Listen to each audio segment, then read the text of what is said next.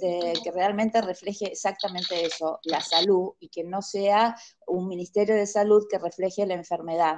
Queremos apostar a trabajar en promoción de la salud, atención primaria, para que todos los seres vivientes tengamos mejor calidad de vida y no estemos medicalizados, salvo que sea necesario, por supuesto, y apostar a una producción pública de insumos justamente para promocionar la salud, en caso de preservativos femeninos, preservativos masculinos, la copa y otros insumos más de prevención para la salud, y bueno, trabajar básicamente en ese sentido. Por eso voy a dar paso a la presentación del doctor Gonzalo Basile, de Argentina, 41 años, es coordinador regional del Grupo Técnico de Salud Internacional de CLACSO, Consejo Latinoamericano de Ciencias Sociales. Es epidemiólogo y cientista social argentino, doctorado en salud internacional y postdoctorado en epidemiología, residiendo en Haití, República Dominicana, hace varios años. Es director del Programa de Salud Internacional de Flaxo, República Dominicana, Facultad Latinoamericana de Ciencias Sociales. Es investigador del Convenio de Institutos de Investigaciones en Salud Pública en el Caribe. Es profesor de programas de maestría y doctorado de salud pública en universidades de América Latina y el Caribe. Y es coordinador académico de varios posgrados de Flaxo y Claxo. Te damos la bienvenida, Gonzalo, y muchas gracias por participar de este evento. Hola, buenas tardes a todos y todas. ¿Se me escucha bien? Sí, bien, bueno, entonces vamos al... Bueno, buenas tardes a todos y todas. En principio, agradecerles tanto a Ángel Pepey como al foro por la invitación a estas jornadas, que creo que se dan en un momento muy importante, no solo para Argentina, sino en el contexto latinoamericano y caribeño, ¿no? De cómo repensar incluso nuestros sistemas de salud, el campo de salud, en el contexto, pudiéramos decir, del tránsito de las epidemias de SARS-CoV-2 en toda América Latina y el Caribe. Así que un gusto y un placer, y agradecerle mucho también a la Universidad Nacional de Rosario, con quien me unen muchos años de trabajo, sobre todo obviamente con la Facultad de Ciencias Médicas. Digamos, en principio, para introducir, digamos, me van diciendo con respecto al tiempo cuántos minutos tendríamos, pero yo diría como tres grandes, un poco el título del panel, la salud pública. El tema es ¿qué salud pública? Es decir, necesitamos descolonizar el campo de la salud pública. Nuestra salud pública es una salud pública que de alguna manera ha sido, digamos, creada, desarrollada, conformada como una dinámica más de lo que el querido Edmundo Granda llamaría enfermología pública, ¿no? Y esa de alguna manera enfermología pública de la salud pública, de alguna forma, como un poco planteamos siempre por ahí, el nacimiento un poco de la biomedicina clínica, ya sabemos lo que nos plantea en cuanto al abordaje biologicista, reduccionista de la enfermedad, digamos, individual, de toda la lógica clínico-medicamentosa, pero también tenemos que volver a repensar qué pasó, digamos, y qué es esa enfermología pública, que se trataría como de algo que ocupa las enfermedades colectivas o las enfermedades poblacionales, y que de alguna manera seguimos pensando, digamos, una salud pública muy vinculada a una lógica del Estado controlando la sociedad, ¿no? O sea, y de alguna manera esa lógica de la salud pública que viene ya desde finales del siglo XIX, principios del siglo XX, ya no, como siempre digo, ya no se ocupa del cuerpo enfermo. Para eso está la medicina clínica y la biomedicina tradicional, sino que de alguna manera la salud pública que nosotras y nosotros sobre todo conocemos e importamos como epistemologías en el sur, tienen que ver con una salud pública que de alguna forma se piensa a sí misma como un espacio dominado para, de alguna manera, controlar riesgos y prevenir enfermedades colectivas, con toda la teorización de del riesgo y los factores de riesgo y con toda esa cosmovisión, pero que podríamos decir, esos presupuestos de la salud pública, primero teórico-conceptuales, en términos de poner en el centro la enfermedad y la muerte como punto de partida para pensar el campo de la salud, incluso de los sistemas de salud.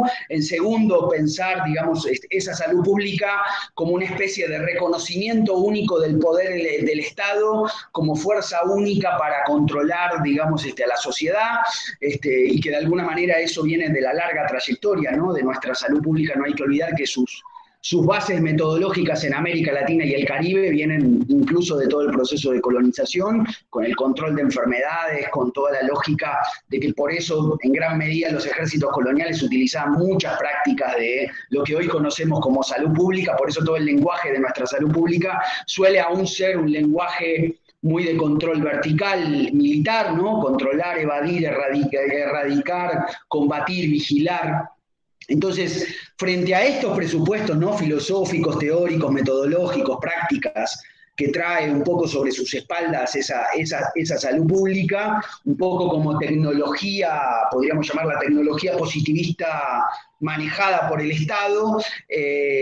Digamos, sin duda en América Latina y el Caribe tenemos una larga tradición de pensamiento y de teoría crítica en salud, tanto de las vertientes de la medicina social latinoamericana, como de la salud colectiva, como actualmente del pensamiento crítico latinoamericano en salud, que lo primero que diría es, bueno, frente a esta concepción dominante, digamos, que nos ha planteado, y que, bueno, hay que decir, ¿no?, un paréntesis, el neoliberalismo o el complejo político neoliberal además funcionalizó este campo de la salud pública a los procesos, ¿no?, pudiéramos decir, de tsunamis de reformas al Estado y a los sistemas de salud. ¿Qué quiero decir un poco cuando hablo de descolonizar esta salud pública? Que en gran medida, digamos, este modelaje o esta teorización, digamos, que también modela nuestras prácticas en el campo de la salud colectiva, de alguna manera también permeó y trajo toda una comprensión sobre los sistemas sanitarios. Es decir, nuestros sistemas de salud históricamente se han movido como en dos grandes presupuestos que tienen que ver, ¿no?, mucho con esta idea de los sistemas de salud, los sistemas sanitarios como un aparato del Estado externo a la sociedad, ¿no?, un aparato del Estado que construye, digamos, servicios de salud, establecimientos sanitarios y que de alguna manera atiende, ¿no?, la ocurrencia de enfermedades o de problemas sanitarios en la sociedad.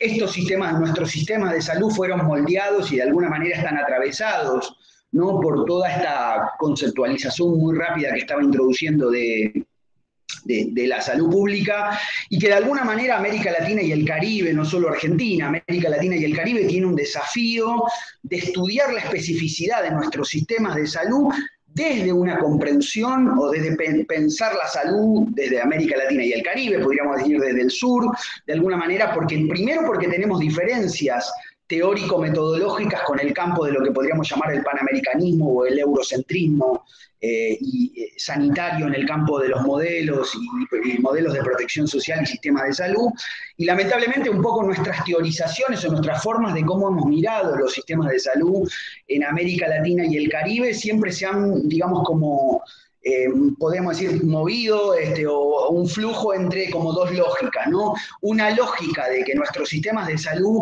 tienen o han importado teorías o han adaptado teorías del norte global a nuestros países, es decir, y que todo el tiempo nos hemos pasado de alguna manera, digamos, lo que llama un poco Quijano, ¿no?, la colonialidad del poder y del conocimiento, tratando de copiar modelos de protección social que impactan en nuestros sistemas de salud, modelos de protección social europeos o eurocéntricos que fueron pensados para el capitalismo central, pero que no fueron pensados para el capitalismo mundialmente periférico, acelerado, inequitativo, desigual que tenemos en el sur y que tenemos en América Latina y el Caribe.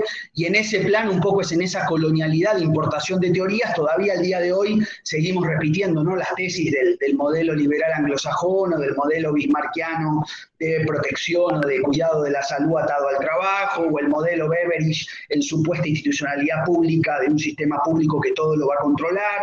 Es decir, eso ha sido un poco el movimiento que han tenido, si quieren, en todo el siglo XX, bajo la teorización del desarrollo, nuestras lógicas de comprensión sobre los sistemas de salud, o también, hay que decirlo, muchos de nuestros países atraviesan como una especie de folclore nacional, digamos, aduciendo que nuestras realidades son tan singulares, tan diferentes, son tan únicas, que no pueden ser comparadas ni pensadas en clave sur-sur, o en clave decolonial, o en clave latinoamericana y caribeña, ¿no? Entonces, creo que un poco lo que yo les podría traer en esta apertura es, primero, tratar de pensar la especificidad, digamos, desde dónde estamos pensando sistemas de salud y el Estado, desde un poco, podríamos decir, capitalismo mundialmente periférico, aún con estados con baja autonomía, aún con graves problemas de dependencia sanitaria y de adversidades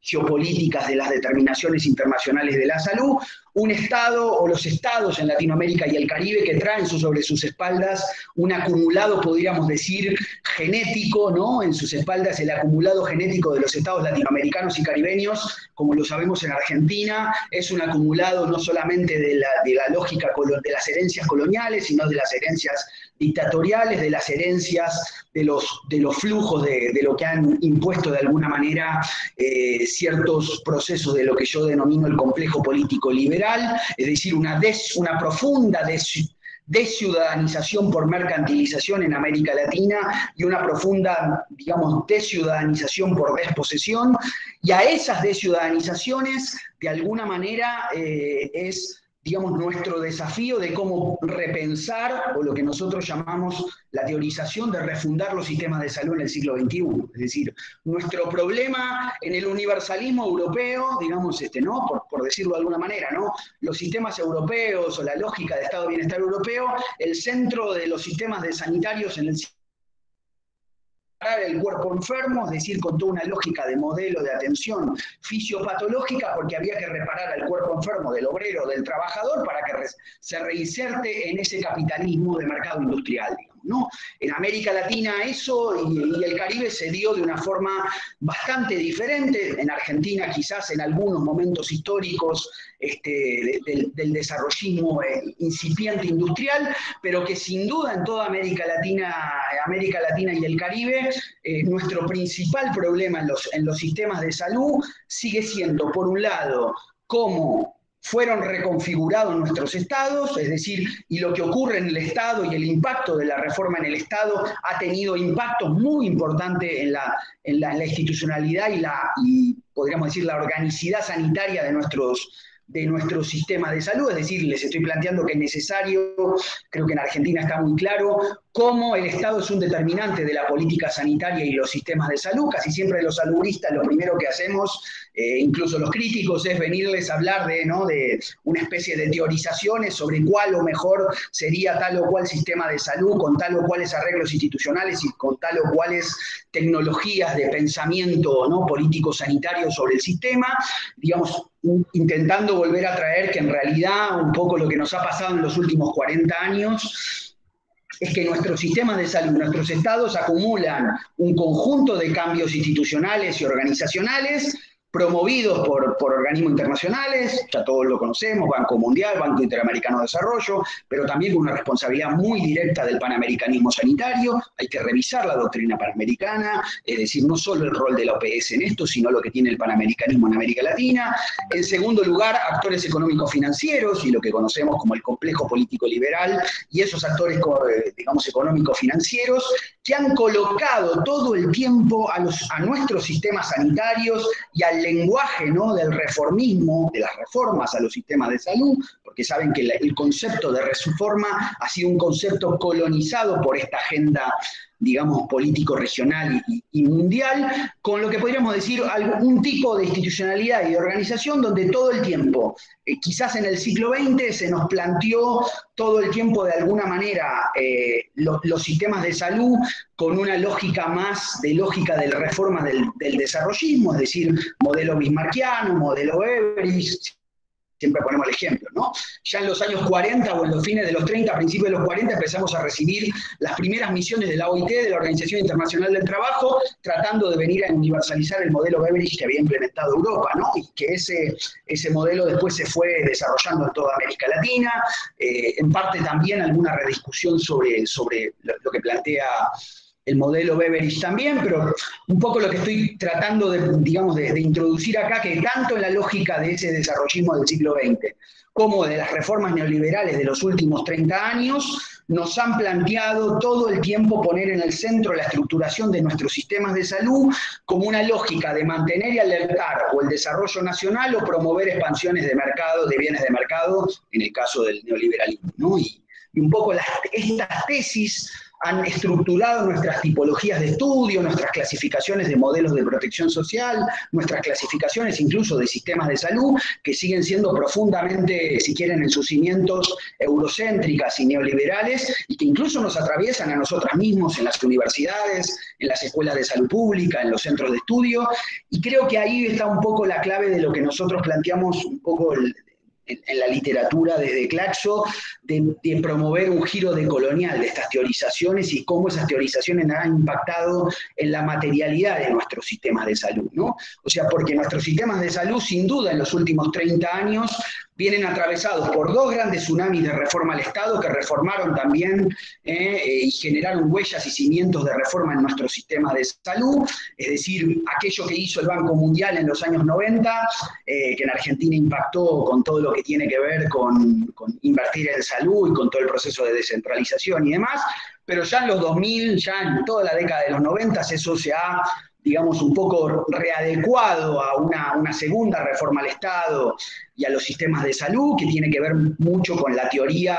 de lo que hoy conocemos, ¿no?, como el manejo social del riesgo o el gerenciamiento del riesgo social, y cómo esa teoría del gerenciamiento del riesgo social estructuró una teoría que conocemos como pluralismo estructurado, que es un poco la teoría que Londoño y Frank crean en los años 90, pero que se va a llevar y se va a institucionalizar por la OPS y el Banco Mundial con la propuesta de cobertura universal de salud, que nos propone de alguna manera pluralismo estructurado, que es que la propia reforma a los sistemas de salud tiene que estructurar un mercado regulado de cobertura financiera sanitaria, ¿no? O sea, eso que Argentina firmó en el 2016 y después volvió a reafirmar en el 2018 con 2 convenios del Banco Mundial. Entonces, un poco lo que yo diría, frente a esta, digamos, un poco esta trayectoria que traen nuestros sistemas de salud, atravesados con todas estas tesis, ¿no?, tanto de eurocéntricas como neoliberales, yo creo que hay una necesidad, digamos, de reconstruir o primero descolonizar estas políticas y estas teorías para después poder volver a redefinir el para qué y el por qué de los sistemas de salud en el siglo XXI en América Latina y el Caribe, digamos. Y el para qué y el por qué tiene que ver con una sencilla razón, digamos, ¿cómo vamos a asumir los sistemas de salud en América Latina y el Caribe? Si seguimos pensando a los sistemas de salud exclusivamente como un aparato técnico burocrático beberiano que atiende, ¿no?, enfermedades, daños, asistencia, curación, digamos, con tecnologías medicamentosas tecnológicas, o los sistemas de salud, como lo planteamos en la teoría crítica, si quieren, entre paréntesis, los sistemas universales de salud, son una nueva teorización que plantea poner en el centro de un nuevo saber en los sistemas de salud para poner en el centro la determinación social de la salud y la vida, digamos. Es decir, que los sistemas de salud se transformen en un determinante intermedio, porque ya sabemos que las determinaciones de cómo uno vive y trabaja, se enferma y se muere, están en las dinámicas de la sociedad, digamos. Ahora, esa cuestión de reconstruir o repensar o refundar nuestros sistemas de salud como bienes públicos comunes y colectivos que se expresan no solamente en institucionalidades de redes de servicios, hospitales y centros de atención, sino que se expresan en, digamos, tejidos y redes territoriales, de territorios, de espacios sociales de la salud y la vida, digamos, como pueden ser, por ejemplo, tanto las redes de latinoamericanas de poblaciones clave de VIH, como muchas otras redes de salud popular que hay en América Latina y el Caribe. Entonces, un poco lo que me gustaría abrir en esta introducción es digamos, llamarles o invitarles a pensar cómo descolonizamos nuestras teorías y políticas de los sistemas de salud, no solamente como un trabajo académico, sino como un trabajo popular para el sur global, digamos. La descolonización significa cambiar nuestras coordenadas y nuestros horizontes desde donde vamos a pensar y, digamos, actuar sobre los sistemas. Es decir, la conceptualización que nosotros introducimos de refundación de los sistemas de salud, de alguna manera el concepto de refundación o la conceptualización de refundación, en primer lugar parte de un malestar, parte de un inconformismo, parte incluso de una autocrítica y de una revisión crítica de las propias limitaciones que hemos tenido en la teoría crítica latinoamericana en salud. Es decir, reimaginar, digamos, nuevas formas en los sistemas de salud, reimaginar es un ejercicio no solo político-sanitario de los salubristas, sino que es un ejercicio también, pudiéramos decir, cultural y social, y en esta gran capacidad de innovación y transformación que puede haber en esta relación sociedad y Estado para transformar nuestros sistemas de salud, lo único que yo quisiera dejar como aporte en esta apertura es que espero que seamos capaces de poder dejar atrás el concepto de reforma. Es decir, ¿por qué? Porque la refundación parte de la idea de eliminar el concepto de reforma del campo de los sistemas sanitarios en América Latina. No porque en general nosotros no estuviéramos en desacuerdo con la transformación, cambios, procesos progresivos, puntos desde donde partir, nuevos puntos de partida para transformar nuestros sistemas de salud o refundar nuestro sistema de salud, sino porque la agenda y el concepto de reforma ha sido un concepto funcionalizado, no solamente obsoleto, sino instrumentalizado a la agenda sanitaria de los últimos 30 o 40 años del complejo político liberal en América Latina. Es decir, con lo cual, refundación configura para nosotras y nosotros repensar nuevos puntos de partida. Es decir, nuevos puntos de partida de repensar la esfera de lo público, de repensar los sistemas de salud, digamos, claro, con caracteres transicionales, porque cualquier transformación o posibilidad de cambio instituyente en nuestros sistemas de salud, como está pasando hoy en Chile, como plantea posiblemente quizás Perú en una constituyente, como pasa en Bolivia hoy con el sistema único de salud, como pasó en otro contexto, ¿no? Y en otro momento particular del capitalismo periférico y de América Latina con Cuba o Costa Rica, o con el Servicio Nacional de Salud de Chile en los 50 o de Argentina. Claro, pero el problema es que no podemos volver 50 o 60 años para atrás bajo toda la dinámica que hoy tiene este sistema mundo acelerado, financierizado. Entonces, un poco mi aportación en este sentido iría por este lado, ¿no? O sea, de alguna manera poner, digamos, en el centro el tema de refundación, vinculado un poco a pensar, digamos, cómo ha sido reconfigurado el Estado por el neoliberalismo, y también vinculado a de alguna manera 4 o 5 elementos que me parecen críticos para cualquier propuesta de refundación de los sistemas de salud, ¿no? O sea, el primer eje crítico que me parece de refundación parte de la democratización del campo de los sistemas de salud y del campo de la salud. Es decir, el campo de la salud no puede seguir siendo una estatalidad sanitaria puramente para el agente técnico estatal que toma decisiones y, digamos, no toma medidas normativas y de intervención sobre la sociedad. Es decir, necesitamos democratizar, hay una necesidad muy importante, no solamente de democratizar el sistema de salud, sino de democratizar la gestión pública en el campo sanitario, ¿no? O sea, claro que lo hace más complejo, que lo hace más, digamos, más sofisticado, pero que digamos, cuando estoy hablando de democratización no estoy solamente diciendo pongamos mecanismos o arreglos institucionales de participación comunitaria o de participación social, sino en cómo el rediseño de la arquitectura institucional, organizacional, territorial de los sistemas de salud crean incluso democratización en sus estructuras, en sus bases teórico-metodológicas, en sus dinámicas sociopolíticas de toma de decisiones, de diseño, de gestión, de evaluación de la política sanitaria. Si no, lamentablemente seguiremos como acumulando arreglos institucionales, ¿no? Como fórmulas mágicas de que le saco un poco de acá, le pongo un poco de allá, como una especie de ferretería de arreglos a los sistemas. El segundo elemento de universalización de los bienes públicos y colectivos es cómo pensamos sistemas universales de salud en el siglo XXI. Ya sabemos que el neoliberalismo hoy lo que está planteando en América Latina son 2 cosas. Los fondos unificados o mancomunados de salud, unificar los fondos para redistribuir riesgos, esa es la propuesta que hoy tiene el Banco Mundial y que ha firmado en casi todos los convenios en América Latina en los últimos 3 años, con la estrategia no la estrategia, pero sí con la atención primaria de la salud como una forma acumulada dentro de estos convenios del banco. El segundo punto es crear aseguradoras públicas, es decir, crear un seguro único, un seguro universal de salud, digamos, porque en realidad el sistema o lo que podríamos decir el subsidio a la demanda y la separación de funciones que plantea hoy los bancos tratan de estructurar mercados de coberturas, pero sobre todo quien estructura un mercado de coberturas y de subsidio a la demanda es la aseguradora pública. Por eso es tan importante resistir de alguna manera, como lo planteó Argentina en los últimos años, a que se creen aseguradoras públicas, porque la aseguradora pública es la que organiza el mercado regulado de coberturas con asociaciones público-privadas en la compra de servicios, etcétera, etcétera, digamos. Entonces, un poco lo que yo le diría como los sistemas universales, ¿cómo pensamos sistemas universales para América Latina y el Caribe? No para copiar el National Health Service o la experiencia que tuvimos en tal o otro momento histórico que claro hay acumulados en Latinoamérica, sino que los sistemas universales no son un resultado final. Los sistemas universales fueron pensados, por lo menos por la teoría crítica latinoamericana en salud, como una estrategia, la mejor estrategia para afrontar la determinación y las inequidades que estructuran, ¿no?, las desigualdades por clase social, etnia y género en nuestras sociedades.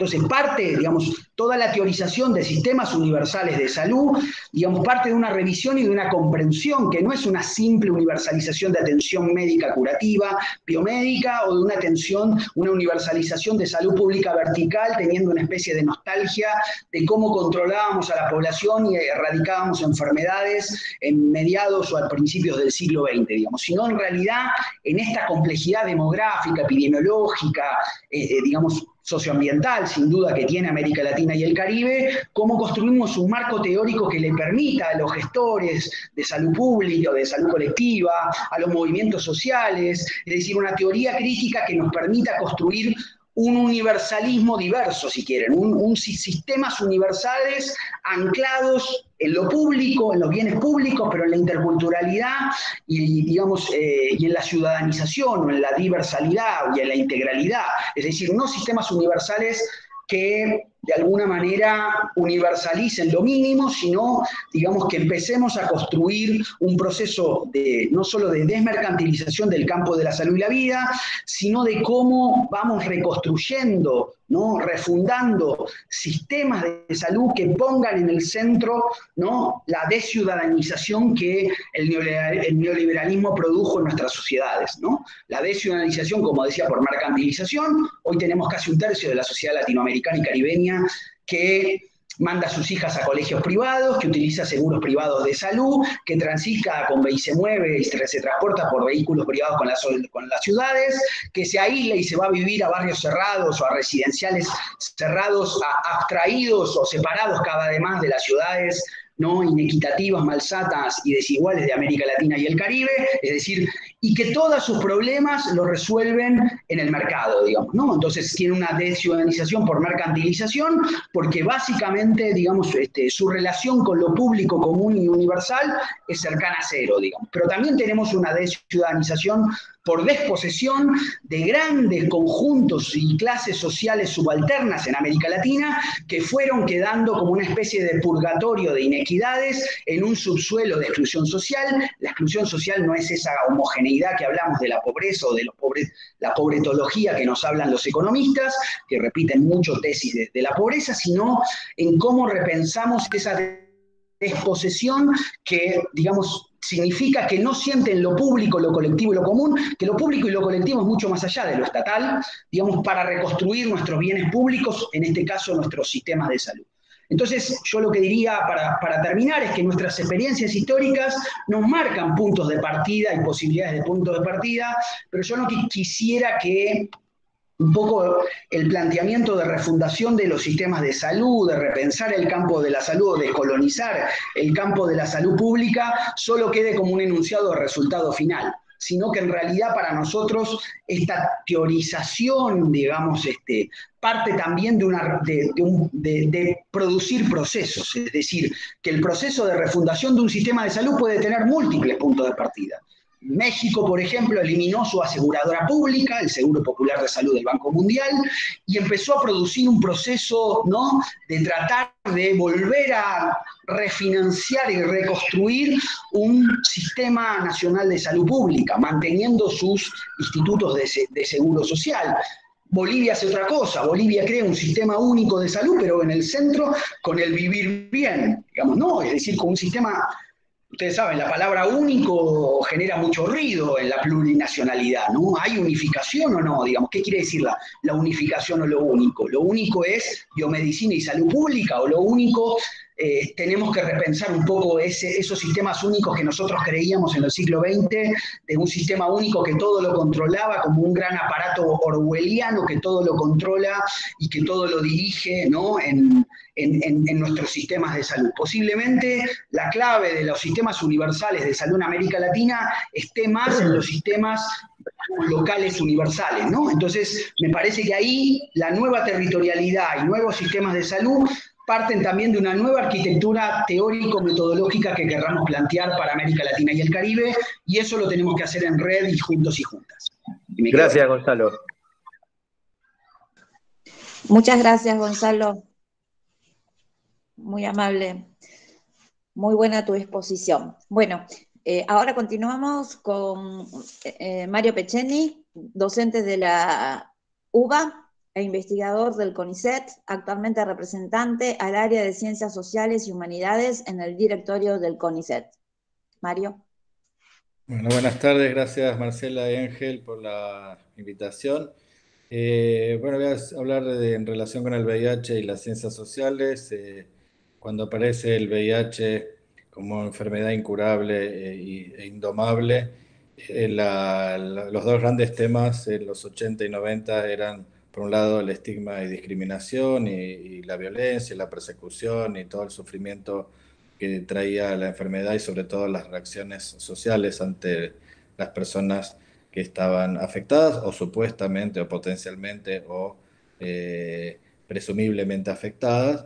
Y el gran tema ahí era la prevención, ¿no? Es decir, cómo prevenir la transmisión, ya sea estudiando qué es lo que la gente, o la ciudadanía o los distintos grupos saben o temen en relación con la enfermedad. Aparecen las investigaciones de conocimientos, actitudes y prácticas, pero también aparecen las investigaciones más de tipo antropológico acerca de cuáles son los códigos que hacen que algunas prácticas de riesgo se practiquen o prácticas de cuidado de sí o de las y los demás no se practiquen. Por ejemplo, por decir una sola, qué factores impedían culturales el uso del preservativo o el no compartir jeringa y equipo de inyección a la hora de usar drogas por vía inyectable.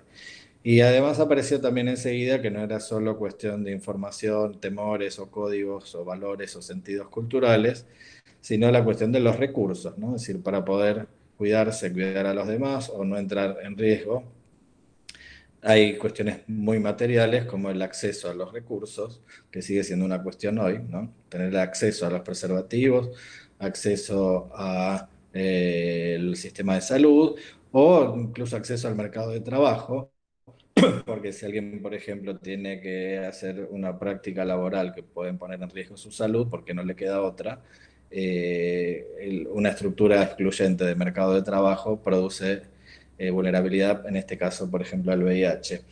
Cuando aparece hacia fines de los 90 la efectividad de los tratamientos antirretrovirales que transforman la experiencia del VIH-Sida de una enfermedad mortal en una patología crónica, aparecen como grandes temas de investigación.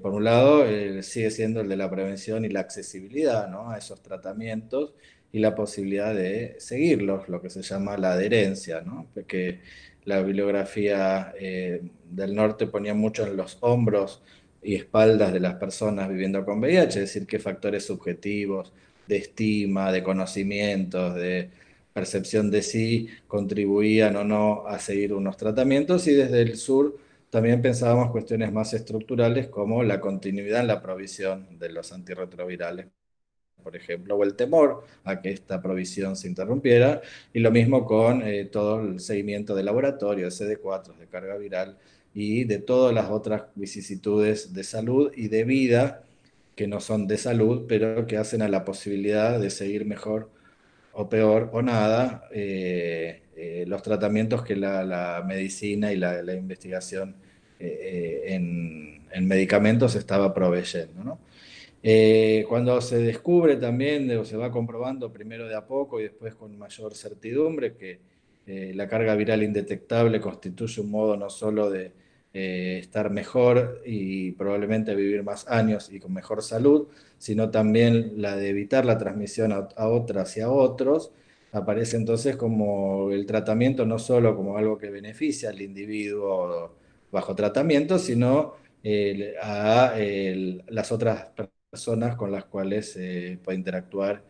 Y entonces mete en el tema de la agenda la cuestión del testeo de las poblaciones o nuevas o viejas que no acceden o acceden mal o tarde al testeo, y lo mismo pasar del testeo al tratamiento, ¿no? El salto de reconocer un resultado positivo a poder acceder a tratamientos, porque con la idea de que el tratamiento, la detección precoz y el tratamiento precoz beneficia a la persona viviendo con VIH y también a sus parejas, sus hijos y a las personas, por ejemplo, con las que tienen relaciones sexuales.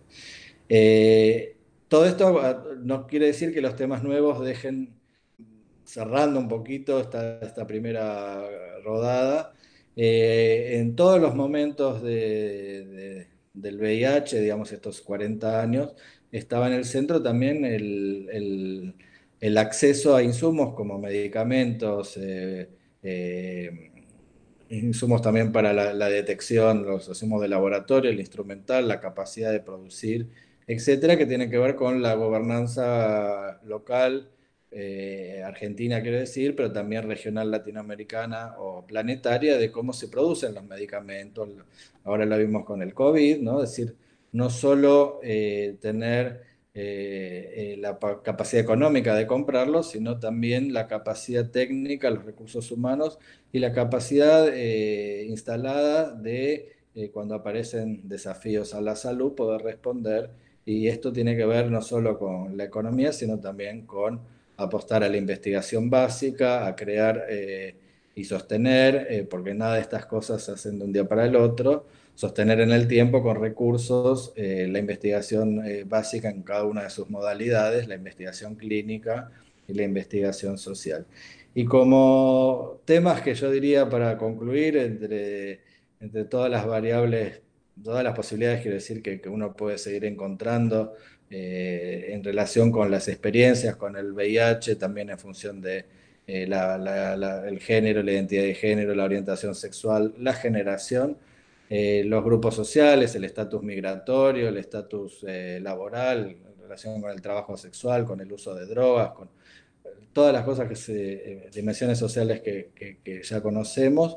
Yo destacaría tres, que son los que a mí me parece, pero por interés personal, que creo que vale la pena explorar. Uno es la cuestión del acceso al testeo y al tratamiento de las personas más grandes, digo, adultos y adultos mayores, que en muchos países como el nuestro es una gran parte y ha sido, por así decir, descuidado, con el foco puesto en los adolescentes, las adolescentes, los jóvenes, que por supuesto no es un juego de suma cero, no es uno u otro, pero sí las personas que ya, por así decir, en el caso de las mujeres cis, ya han cerrado, por así decir, su vida sexual reproductiva, porque, bueno, quizás ya no es el momento de la vida donde van a tener hijas o hijos, y en el caso de los varones cis,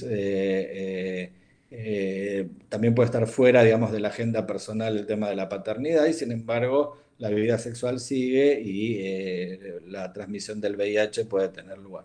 El segundo tema que me parece interesante, lamentablemente interesante, son los discursos de odio fascistas, anticiencia, antiintelectuales, antirracionalistas, acoplados con prácticas muy autoritarias Y lo hemos visto, el ejemplo más así caricaturesco es el movimiento terraplanista o antivacunas, pero lo podemos ver también en un cierto discurso conspirativo contra la salud pública, contra las medidas de prevención, contra la universidad pública, la ciencia pública, etc. Y el tercer tema que a mí me parece interesante, pero repito, son mis temas personales que me parecen que son que el VIH puso en la agenda, pero no solamente, ahora lo puso el COVID, pero no solamente, es el tema de los cuidados, derechos y decisiones en el final de la vida.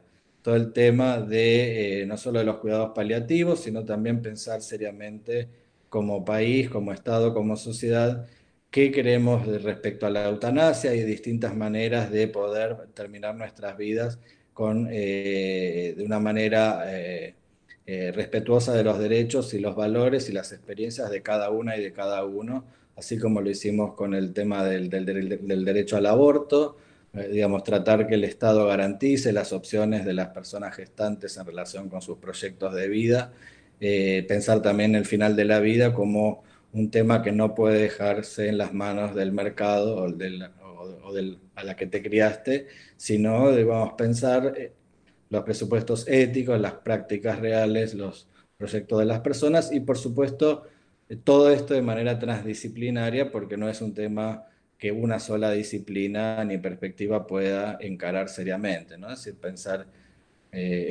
cualquiera de estas cuestiones necesita de la multidisciplina. Bueno, con esto yo terminaría porque puedo hablar mucho, pero me parece que es mejor escucharnos eh, todos y todas los que venimos a traer algo aquí. Gracias, Mario. Muchas gracias, Mario. Bueno, continuamos ahora con el doctor Horacio Salomón, que va a ser un poco así de coordinador de las intervenciones de la doctora. El doctor Horacio Salomón es de Centro Nacional de Referencia para el SIDA de la Universidad de Buenos Aires, investigador principal del CONICET. La doctora Natalia Laufer es investigadora del CONICET y el doctor Sergio Lupo, jefe de clínica médica del Hospital del Centenario y del proyecto Mosaico. Horacio va a ser un poco de moderador de las intervenciones de estos compañeras y compañeros para poder un poco introducir la problemática de la cura del VIH, vacunas, etc. Horacio. Sí, buenas tardes a todos y a todas. Sin lugar a duda, como dijo recién Mario, han pasado 40 años y ahí siguen siendo temas que siguen movilizando el manejo de la infección por VIH.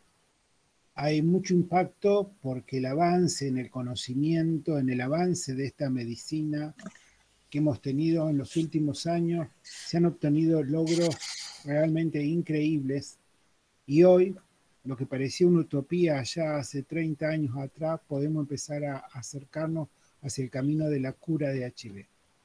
Natalia es médica infectóloga y trabaja en esa temática como investigadora del CONICET, así que Natalia, nos gustaría que nos cuentes concretamente qué hay en cura y podemos esperarla a mediano, a corto y a largo plazo. O sea, lo importante creo que no es crear falsa expectativa. Y creo que vos sos la experta para contarnos un poco del tema.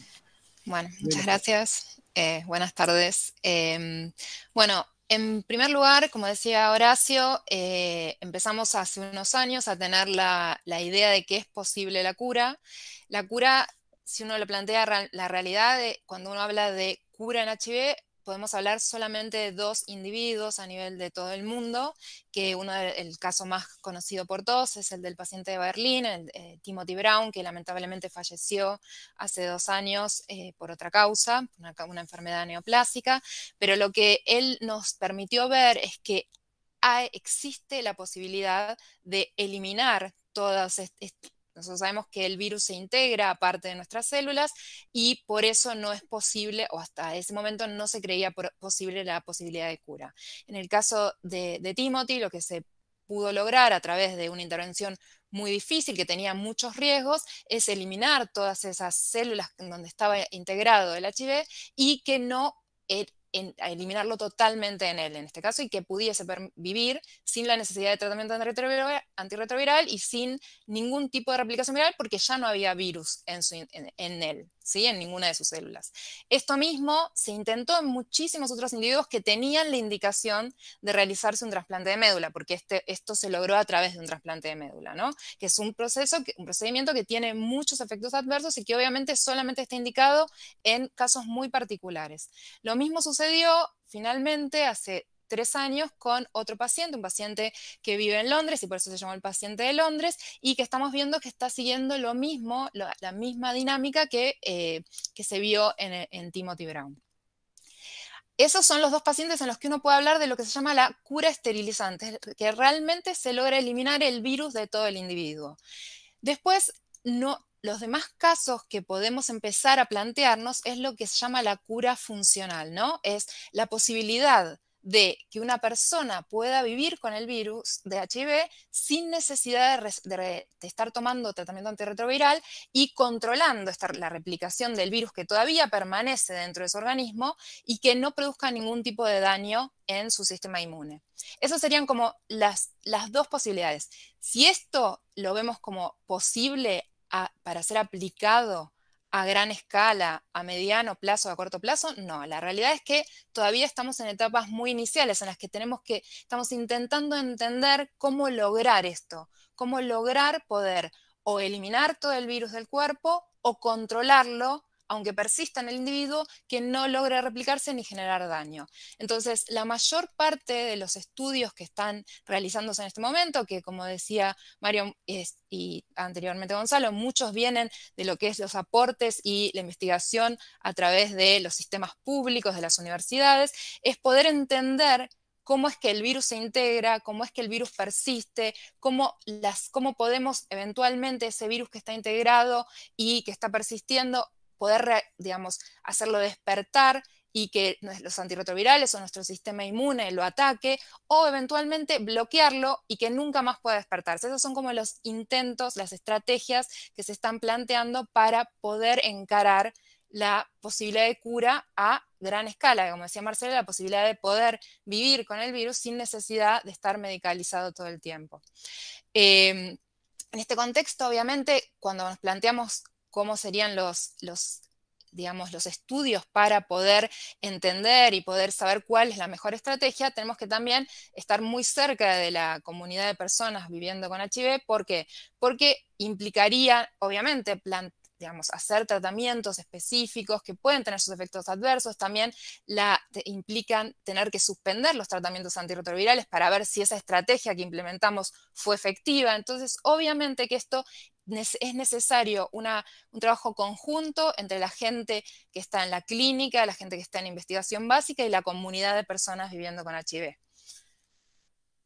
No sé, un poco en relación a lo que va a hablar ahora Sergio, también dentro de las intervenciones que uno plantea, son distintas drogas para despertar, como decíamos, los virus que pueden estar durmiendo o que están silenciados en las personas que reciben tratamiento antirretroviral, o bloquear la replicación, o también lo que se llaman, parte de las estrategias es utilizar lo que son vacunas terapéuticas, o sea, que estimulan al sistema inmune de la persona a poder controlar mejor a ese virus que persiste dentro de su organismo.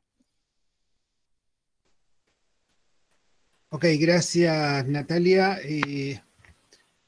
Este es un tema central hoy en la investigación y hay otro tema central en la investigación de HIV que está muy en agenda, que en realidad estuvo en agenda desde que se conoció el VIH, que es la vacuna preventiva, la vacuna para evitar nuevas infecciones. Y hoy tenemos a uno de los investigadores principales de un estudio que se está llevando a cabo en Argentina. Sergio, es un placer escucharte y contarnos un poquito qué hay de vacuna y qué podemos esperar. La misma pregunta, mediano, a corto, a largo plazo, para controlar la infección por HIV o para evitar la infección por HIV. Te cedo la palabra. Conecta el micrófono, Sergio. Antes de hacer una reflexión, antes de entrar en el tema específico, un poco escuchando a mis anteriores a los anteriores panelistas. Nosotros estamos viviendo varios mundos a la vez en el VIH. Yo estoy viviendo el año 1984, cuando atendí a mi primer paciente, en donde llegaba el paciente avanzado y se moría. Hoy lo sigo viviendo en el Hospital Centenario, donde soy jefe de clínica médica y del centro que atiende pacientes con VIH, de la misma manera. Es decir, el paciente que llega avanzado, con diagnóstico tardío, o el paciente que por razones sociales, psicológicas o las que ustedes quieran, abandona los tratamientos y llega en un momento en el que podemos hacer bastante poco. ¿Cuántos pacientes así hay internado hoy en nuestro hospital? Siempre, desde el año 84 hasta ahora, entre 7 y 10 pacientes. Ese es un aspecto que es una asignatura pendiente que realmente no me resigno a que siga ocurriendo. ¿Por qué? Ahora vamos a la otra parte. Porque hemos conseguido prácticamente todo lo necesario. Es decir, fuimos uno de los primeros países que tuvimos acceso al tratamiento antirretroviral. Hemos participado prácticamente de todos los ensayos clínicos de las drogas antirretrovirales que hoy se utilizan en todo el mundo. Tenemos recursos humanos hasta en los hospitales más pequeños capacitados para diagnosticar y tratar a los pacientes. Tenemos, desde el punto de vista del laboratorio, todas las posibilidades, de los estudios más simples hasta los estudios más complejos. Natalia hablaba de estar trabajando en la cura, y ahora me toca hablar un poquito del trabajo que estamos haciendo en vacuna. Es decir, hemos recorrido un camino muy largo y cuando tendríamos que estar hablando solamente de éxito, lamentablemente en nuestra práctica estamos hablando todavía de fracasos más dolorosos que los que teníamos antes, porque lamentablemente tenemos todo para que esto no ocurra. Dicha esto, para mí, que soy un médico básicamente asistencial y que hice investigación a la fuerza porque no teníamos nada, porque se nos moría la gente.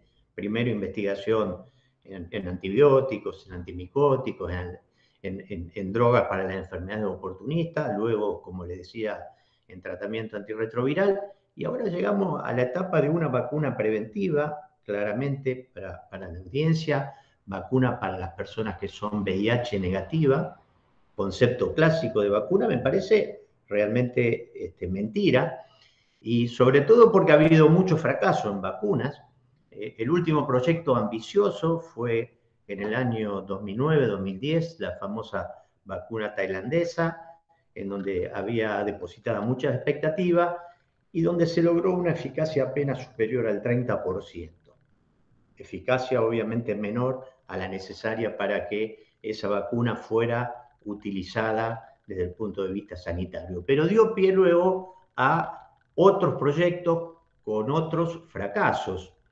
Y bueno, y ahora por primera vez nos encontramos, por lo menos nosotros, participando de un gran esfuerzo internacional, que es un estudio que se llama Mosaico. Hay 2 estudios paralelos, uno que se está haciendo en Sudáfrica en mujeres y otro que se está haciendo en algunos países de América Latina, de Europa y Estados Unidos, en Rosario y en Buenos Aires con respecto a Argentina, y que básicamente es una vacuna con un vector viral, ahora muy popular en las plataformas que vemos en COVID, con un adenovirus 26 atenuado, que introduce proteínas sintéticas de distintas regiones del virus, con la capacidad de poder generar una respuesta inmunológica tanto celular como humoral. Eso ha sido probado con bastante eficacia en monorrhizus y los estudios de fase 1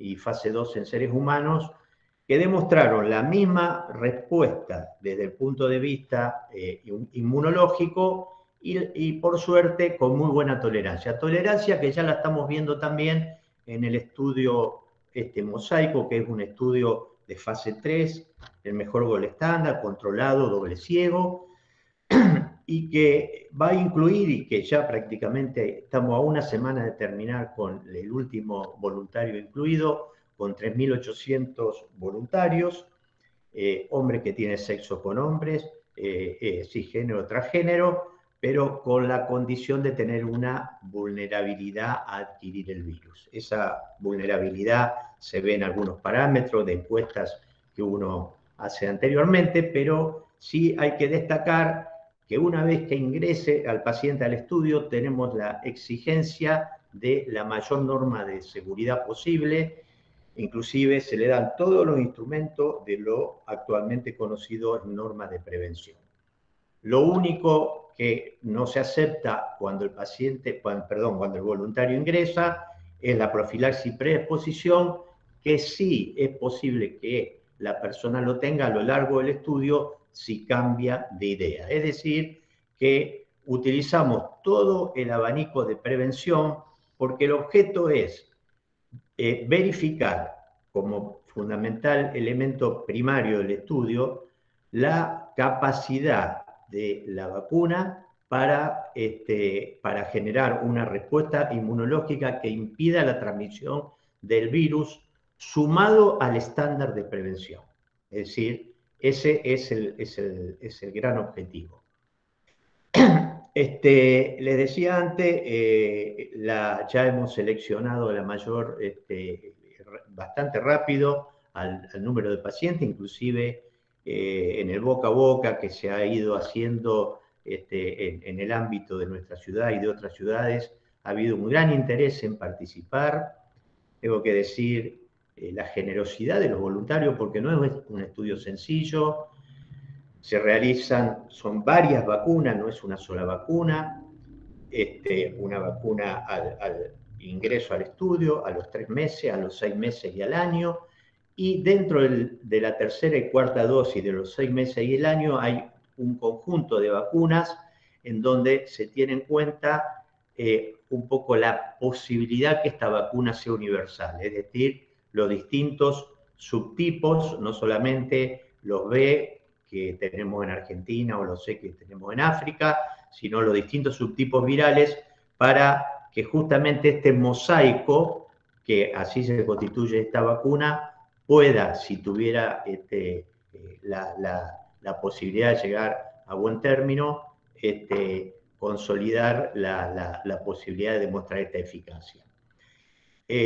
La vacuna, hasta los resultados parciales en cuanto a seguridad, es muy segura, no hemos tenido ningún evento adverso, le diría, comparando con COVID, mucho menos, tan solo dolor en la zona de aplicación y algún síntoma menor, no ha habido efectos de grado 3 o de grado 4, y bueno, obviamente los resultados los vamos a poder decir a fin del 2023, principio del 2024.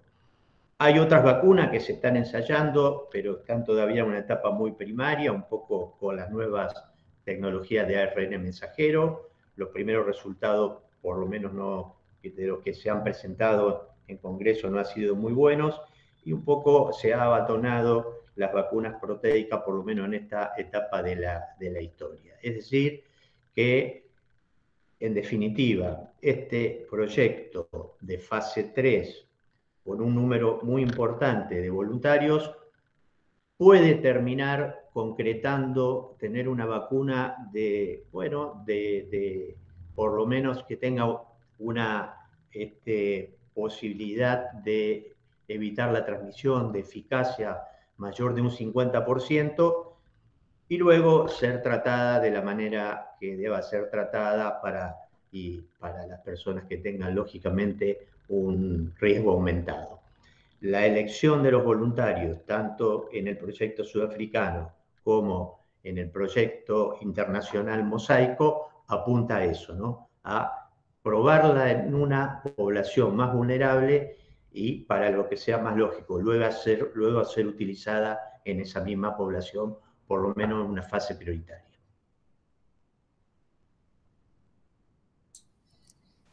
Ok, gracias Sergio. Te devuelvo. Ángel, déjame decir 2 cosas en esta temática VIH. Creo que al día de hoy seguimos con desafíos importantes, como lo planteó Mario, Natalia y Sergio. Me gustaría decir que una de las primeras barreras que no hemos logrado superar es el diagnóstico a tiempo de la infección. Hay muchísimo por hacer en diagnosticar y ahí sí, Salud Pública de la Nación juega un rol importante. Sabemos que hay muchos ensayos, estamos haciendo estudios de implementar los autotest. Estos son estudios totalmente multidisciplinarios, son algunas de las cosas que todavía al día de hoy tenemos grandes desafíos y el rol de salud pública es fundamental para poderlo llevar a cabo. Te cedo la palabra, Ángel, para continuar. Buenas tardes a todos, ¿cómo les va? Gusto verlos y escucharlos. Gracias a cada uno por su tiempo. En principio, esto bueno viene ya hace un tiempo con Marcela desde el foro. Venimos pensando en algunas cuestiones que tienen que ver no solamente con el acceso a los medicamentos, digamos, ¿no? Teniendo en cuenta que la Argentina tiene una de las leyes más completas, si se quiere, desde hace muchísimos años. Pero sin embargo eso no nos acredita tener los medicamentos de tiempo y en forma. La sociedad civil que trabaja en VHC en Argentina viene planteando la fabricación y la producción pública de insumos de laboratorio y medicamentos hace muchísimos años, en función de que siempre lo que pagamos el pato somos nosotros. Lo digo así en criollo porque el que se queda sin medicamentos soy yo, no el director de VIH, ni todos los que trabajan en la función pública, y está bien que eso sea así, no estoy hablando mal de nadie, simplemente que digamos, hay que encontrar, inventar otras estrategias que tienen que ver con un poco lo que planteaba Gonzalo, digamos, ¿no? Cómo el VIH vino a romper un montón de esquemas, pero sigue siendo la pandemia que todavía no cesó. Tal vez ahora el COVID nos da la oportunidad justamente de repensar, ¿no? Como se está discutiendo en Argentina el sistema de salud, digamos, y toda su desigualdad, y no solo en Argentina, sino en Latinoamérica. Y en ese sentido, digamos, muchas de las personas viviendo con VIH, como decía hace un rato, no solamente hoy planteamos la falta de medicamentos o de insumos de laboratorio, como pasa en muchas de las provincias. Y esto no es puntual de hoy, sino que es cíclico a través de estos 30 y pico de años que lleva la epidemia. Entonces planteamos justamente eso, digamos, ¿no? Cómo acercar todos los saberes y las capacidades desde los que toman decisiones como en el Senado o en el Congreso de la Nación, como con ustedes, que hoy nos invitan, nos convidan con su presencia y con su manera de ver, ¿no? De su trabajo las cuestiones.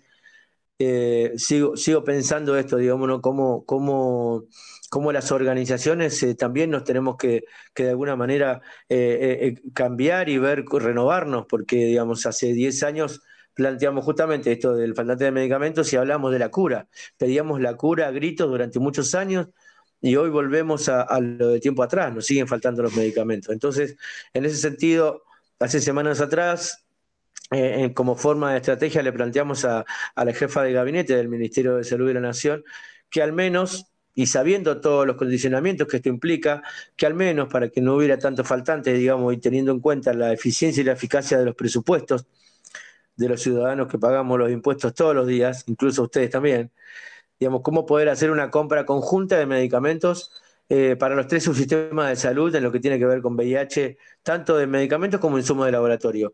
Nos dijeron que esto es imposible y nosotros creemos que no, porque ya tenemos antecedentes de compra de factor 8, bueno, de otros insumos que se han hecho a través del ministerio, pero no sabemos por qué, digamos, no poder saltar esta dificultad de la territorialidad, de que las provincias son federales y de que el país es federal. Digo, un montón de cuestiones que si nos sigue pasando y vuelvo a lo mismo, el pato lo pagamos nosotros, digamos, ¿no? Ya no es solamente hoy plantear la cura, sino como decía, me vuelvo a reiterar, la eficacia y la eficiencia de los presupuestos y cómo eso le llega a la gente, digamos, ¿no? Hoy no es solamente que muchas de las personas viviendo con VIH tienen o no el medicamento, sino que viven en condiciones de pobreza, indigencia y en muchos casos como una vivienda que le destruye los pulmones, que le agarra un montón de enfermedades porque viven en unas situaciones con mucha humedad en su casa, porque no tienen calefacción, porque el papá no tiene de trabajo, digamos, y la situación, digamos, atraviesa a todo el mundo, pero a las personas viviendo con VIH, que es lo que a mí me pasa hace más de 32 años, veo a mis compañeros todavía seguir sufriendo y muriendo a veces por necesidades y por mecedades, digamos, ¿no? En el sentido de... me preocupa mucho, digamos, cómo cada uno de su lugar puede plantearle esto a los que toman las decisiones respecto de hacer más eficaces y eficientes los presupuestos. Bueno, primero, y antes que terminar, agradecerles a cada uno de ustedes, a los que están escuchándonos. Tenemos una serie de jornadas los próximos martes de agosto. Y no quería cerrar sin decir que bueno, que tenemos también, nos está costando el proyecto de ley que hace años que venimos trabajando, y nos está costando, en el gobierno anterior nos costó mucho más, en este todavía nos está costando, a pesar de que tenemos un poco de esperanza en ellos, pero básicamente lo que queremos es eso, ¿no? Que nos acompañen desde sus lugares, desde sus conocimientos, de sus saberes, de sus contactos, a que podamos tener una nueva ley de VIH, que además no solamente habla de la provisión de medicamentos como la ley vigente, sino además de la producción pública de medicamentos y cómo hacemos que con ese dinero que nos sobra, con las compras eficientes y efectivas, podamos darle respuesta a otras cuestiones que tienen, en el caso del colectivo VIH, en el caso del colectivo de la diversidad. Podría estar hablando horas respecto de esto, pero me parece que queda como para darle un paneo de lo que nos está pasando y lo que creemos muchas veces de las personas viviendo con VIH, y sobre todo desde el foro, digamos, ¿no? Y en este sentido, agradecer a mi compañera Marcela porque ella le pone más empuje que incluso muchos más de nosotros que tenemos, que convivimos con este virus, ¿no? Así que bueno, nada, muchas gracias y dejo al siguiente. No sé, ¿está Carlos o se tuvo que retirar Carlos del Frade? Carlos se fue, no sé, se le cortó. Bueno, yo creo que un poco, retomar un poco algo que dijo Sergio, que nosotros desde el foro y de la sociedad civil venimos viendo que hace 30 o 40 años que se inició esta pandemia, y estamos como hace 30 o 40 años, justamente por lo que vos decías, Sergio. Es decir, vos todavía seguís viendo casos que significan y que te retrotraen hacia esa época. ¿Qué decías vos, Horacio? Que no superamos diagnosticar a tiempo.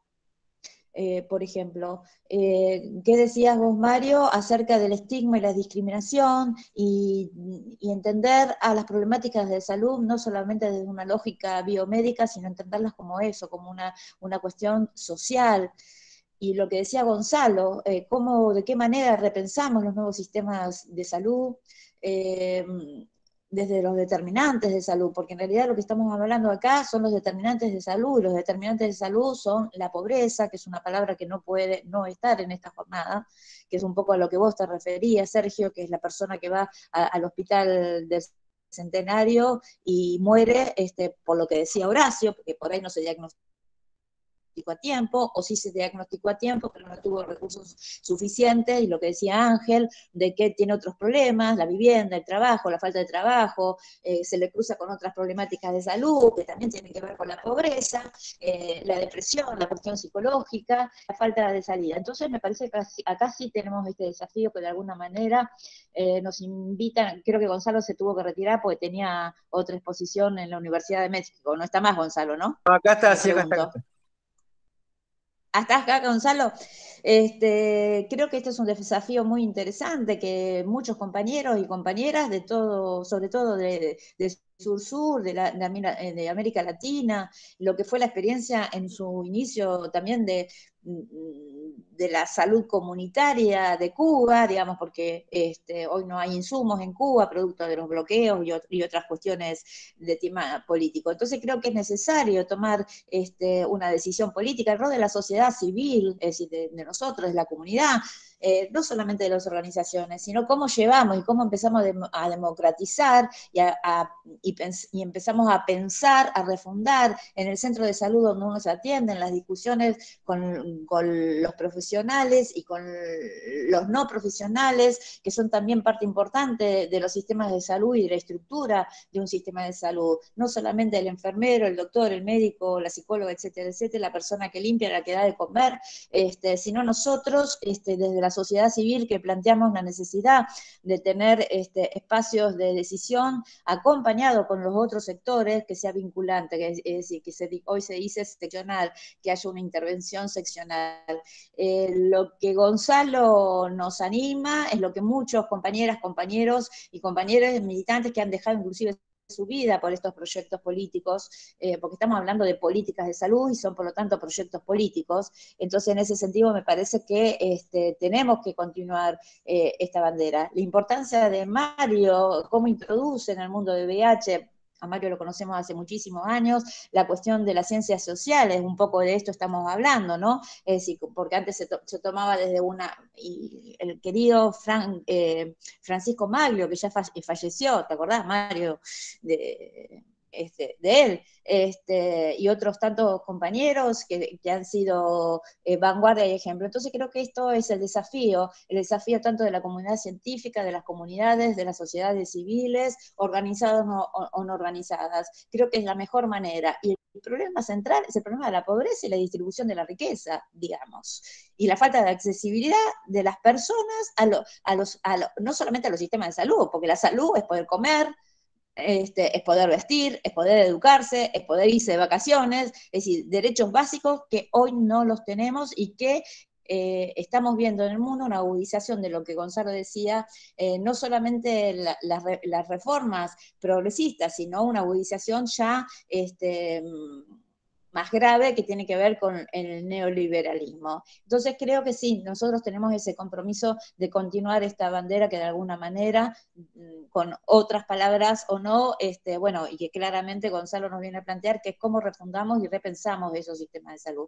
No sé si hay alguna pregunta, si alguien quiere agregar más algo de los panelistas, pero es un compromiso político, y es político. Eso es lo que tenemos que hacer. No sé si hay alguna pregunta. Yo tengo una pregunta, aprovechando a Gonzalo y celebrando su capacidad de oratoria, que la envidio. Impresionante.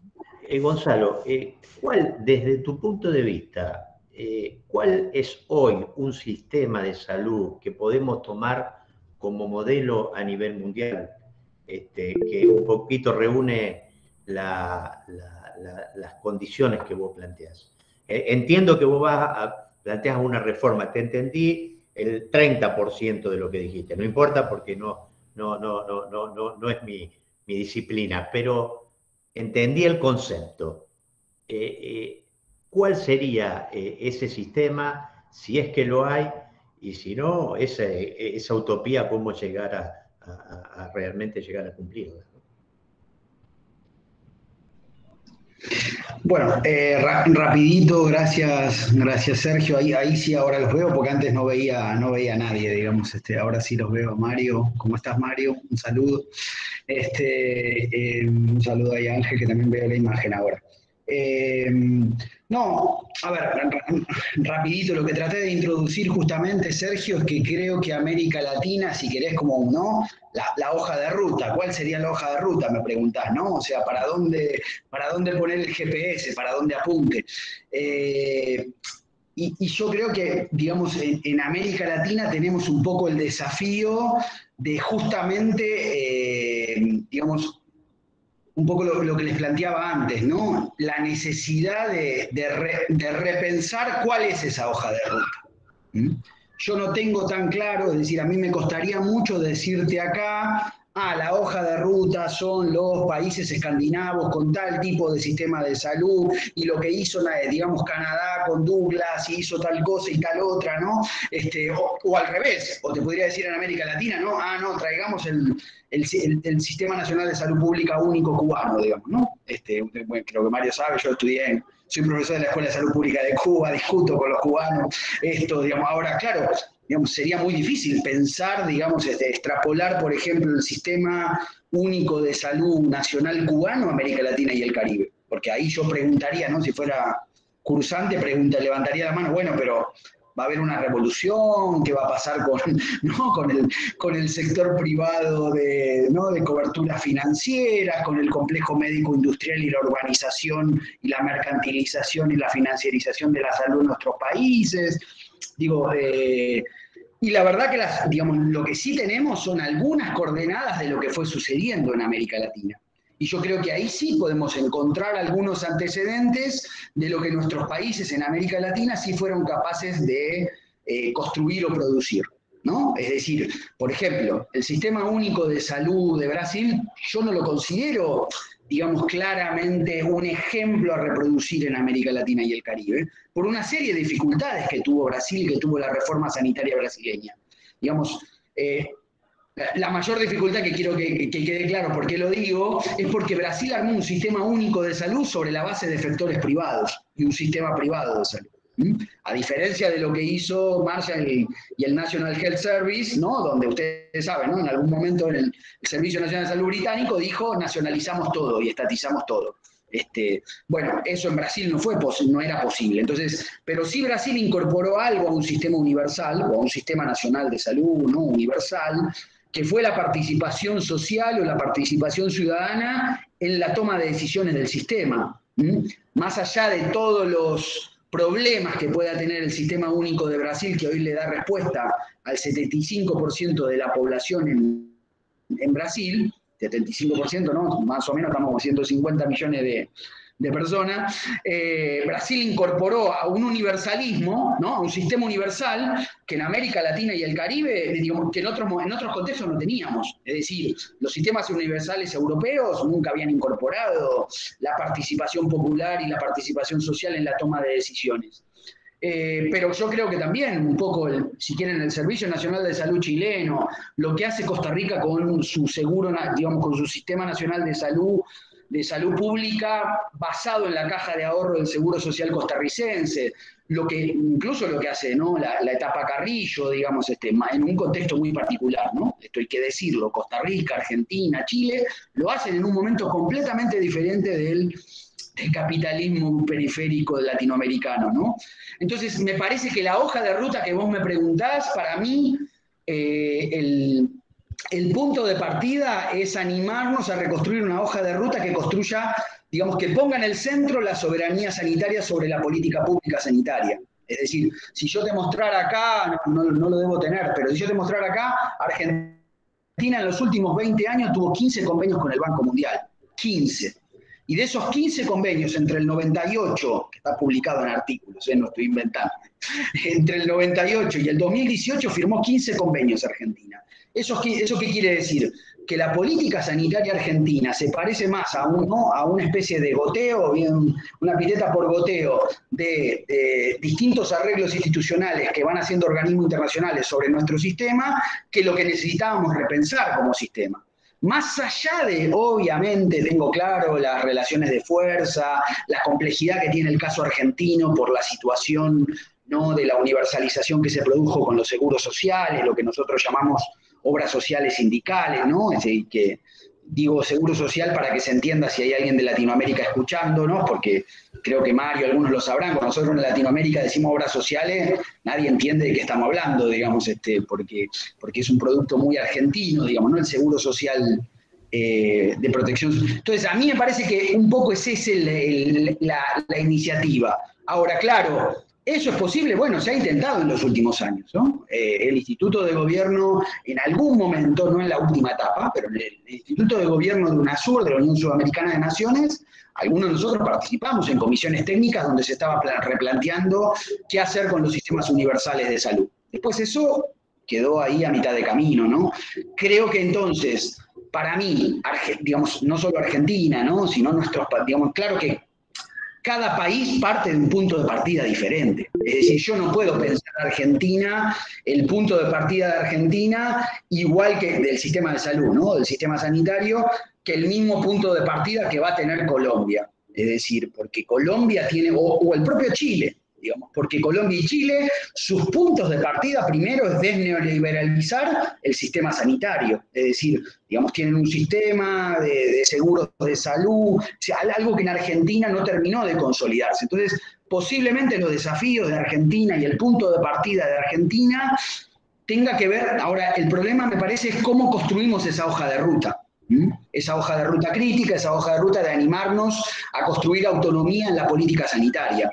Si no, nos terminamos siendo un poco lo que yo trataba de decir, ¿no? Como, bueno, ¿cuánto lógica de administradores de teorías o de implementadores de transnacionalización de modelos de atención, de modelos de gerenciamiento, de modelos de sistemas de salud nos hemos transformado en los últimos 20 años? Yo creo que mucho, mucho.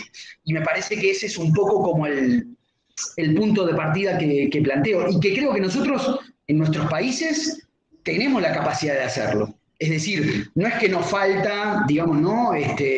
Los actores en la sociedad, los actores en la academia, los actores o gestores públicos, aunque los gestores saben, ¿no?, que están ahí en el problema de que están atrapados en el aparato del Estado, ¿no?, en los estados latinoamericanos. Pero un poco en esa capacidad, digamos, está en nuestros espacios de pensamiento crítico en salud, de sistemas de salud, hay capacidades. Creo que hay capacidades para innovar, para crear, mi punto de partida. Primero hay que mirar lo que está planteando el Banco Mundial. Porque el banco, a mí me preocupa mucho el convenio que se firmó en el 2018, porque ese convenio lo que dice es que Argentina tiene que ir a un sistema integrado de salud. Y eso coincide bastante con lo que se está discutiendo hoy en Argentina, ¿no? Entonces, a mí me parece que hay que mirar un poco qué están planteando los bancos para integrar sistemas, que es un poco esto del Fondo Mancomunado de Salud. Yo creo que Argentina, lo primero que me parece a mí como punto de partida de Argentina, de refundación o de camino, es volver a unificar todo lo que es público estatal, bien público estatal, que está fragmentado y está separado, digamos. O sea, no puede ser que Argentina hoy en el siglo XXI siga teniendo, ¿no? Tiene al profe por un lado, al PAMI por el otro, las obras sociales provinciales públicas por el otro, al subsector de salud, de hospitales y centros de salud en las provincias y en los municipios por el otro, a Nación por el otro, ¿se entiende? Ahí hemos nombrado, no sé, 5, 6, 7 espacios, Gonzalo, que son públicos, son Gonzalo, estatales. Sí, ahí termino. Chao. No, para agregar algo, justamente, empezar por nacionalizar los sistemas de salud y educación, que fue una pérdida de conquista que en los 90 con el gobierno del menemismo se perdió. Mínimamente partir de eso, a esto que estabas vos describiendo, de cómo es el sistema de salud. Divide y reinarás. Y otra de las cuestiones que también, para aportar un poco a tus planteos, es, bueno, no sé qué hace por poner en agenda y por movilizarnos, y una de las cosas que se había conseguido en el 2007 era justamente los sur-sur, tener un marco entre Brasil, Argentina, y una discusión política de estas. Entonces creo que por ahí viene también, no es una cuestión solamente de nacionalizar el sistema de salud en Argentina, sino de vincular y avanzar en lo que después no se avanzó, que se planteó en el 2007 a nivel general, de la vinculación del sur y de una economía. Es decir, fue posible, porque presidentes de este país, que después de y de algunos países de América Latina, lo plantearon y después no lo hicieron. Y eso se logra con la gente en la calle, con la movilización popular. Y había consenso de la sociedad civil para lograr eso, fue una decisión política de no hacer. Entonces, la vinculación, porque vos hablas de Latinoamérica, cómo empezamos a unificar, cómo empezamos a pelear, esto que decía Ángel, cómo logramos poder hacer compras conjuntas, no solamente a nivel nacional, sino a nivel de cooperación sur-sur. Recursos que estarían para otras cosas, que podríamos ir avanzando y poniendo en la agenda. Es un poco. Ángel, vos tenías la mano levantada, me colé. Sí, perdón, no, está bien. No, pensaba como varias cuestiones, digamos, ¿no? Uno, por ahí una pregunta tal vez a Mario, que él está en el CONICET, y digo, hace tiempito salió un proyecto de ley que vino del Poder Ejecutivo respecto de un aumento del 1% de acá al 2030 para lo que es ciencia y tecnología. Entonces, justo nosotros hace unos cuantos meses veníamos teniendo reuniones con la Agencia Nacional de Laboratorios Públicos, con el Ministerio, respecto del fortalecimiento de la necesidad de que el laboratorio público de las provincias, que son 30 y pico, no sean solamente unos meros laboratorios de un hospital público, sino realmente laboratorios que puedan producir medicamentos no solamente tal vez medicamentos para el VIH, sino de enfermedades asociadas. Nos pasa que el Bactrim hace 50 años nos pasa lo mismo, digamos, y nos falta por todos lados. Es en propios y extraños todo lo que sucede. Y nosotros preguntamos esto en muchos Zoom que no nos metemos, porque la verdad que somos la sociedad que trabaja en VIH, somos así, medio, ¿no? Que nos metemos introspectivamente muchas veces. Pero bueno, la idea es conquistar nuestros derechos, no solamente que nos digan que esto no alcanza un 1 para mí, no sé, vos Mario, ¿qué opinás o los demás? Un 1% de acá al 2030 para lo que es ciencia y tecnología, porque no es solamente que estamos hablando de la investigación o la producción de medicamentos o insumos para el HIV, estamos hablando de todas las patologías, enfermedades, todo lo que es, digamos, ciencia y tecnología en su máxima expresión. Yo creo que, particularmente, creo que eso no alcanza, no soy un economista, simplemente soy un mero paciente de un hospital público, pero lo que más me preocupa, digamos, es cómo esto un poco lo que decía Marcela, digamos, ¿no? Nosotros o yo le escucho al menos a ella muchos años hablar del sistema único de salud, y de repente ahora, como dice Gonzalo, porque hay un convenio, yo no he escuchado ni he leído eso, con el Banco Mundial hay un sistema integrado de salud y se está hablando de esto. No, digamos, el municipio de La Matanza, donde yo vivo, tiene 3 hospitales y no se terminaron porque lo tenía que el dinero ponerlo Nación, porque el municipio no lo podía poner. Como un municipio, por más que tenga 3 o 4 millones de habitantes, no tiene el presupuesto para bancar eso. Entonces eso nos pasa en todas las provincias, y entonces ni hablemos de lo que es investigación o producción de medicamentos. Cuando está, digamos, municipalizada la salud, es imposible sostener desde un municipio, por lo menos en el que vivo yo, en La Matanza. Me imagino que en los lugares de las provincias también es muy complejo. Supongo que Sergio de esto, Horacio deben saber o estar al tanto. Bueno, esa era mi... No sé, Mario, si... Pues un breve comentario. Digamos, sí, para que pueda haber investigación y ciencia y producción ligada a la ciencia se necesita dinero, recursos humanos y sobre todo previsibilidad. Digo, agrego lo del sobre todo, porque uno cuando nos pasó con Horacio y supongo que a Sergio también, que cuando tenés una propuesta de investigación, después dan un poco, después se interrumpe, después vuelve, así no se puede investigar nada de ninguna disciplina en ningún lugar del mundo.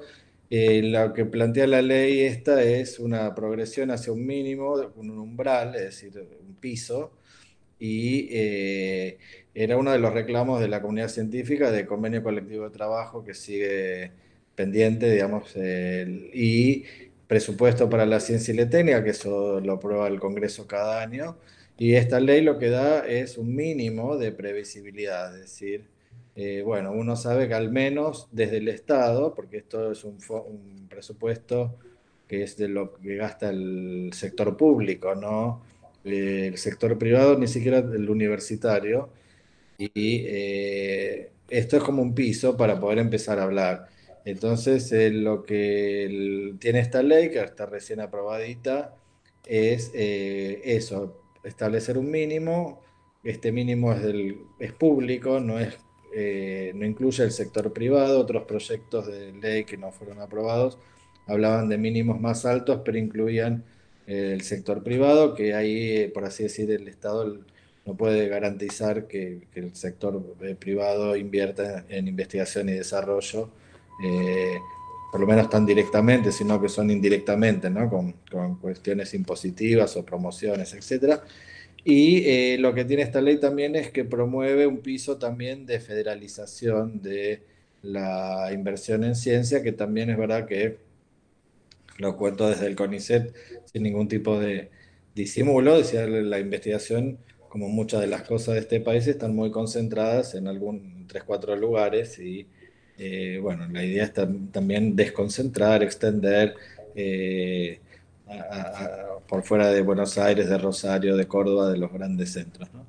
Pero digo, lo que mostró también la pandemia, o el tema de las vacunas, que es no solo tener, por ejemplo, romper patentes, ese tipo de cosas, sino tener capacidades y la capacidad a veces es estatal, a veces es de otros sectores, y el papel, digamos, soberano de poder tener esa infraestructura, que a veces, como vimos con quid pro quo, no sé, o la comedia de enredos o la tragedia de enredos con lo de AstraZeneca, que a veces no era solo producir el componente, ¿no?, básico, no sé si se llama así, de la vacuna, sino incluso a veces la esterilización, el fraccionamiento, la puesta en el modo en que después va a ser aplicada y todo eso, que no es simplemente alguien en la tele decían livianamente envasar la vacuna, no, la envasar implica todos unos procesos de filtrado, de esterilización, de control,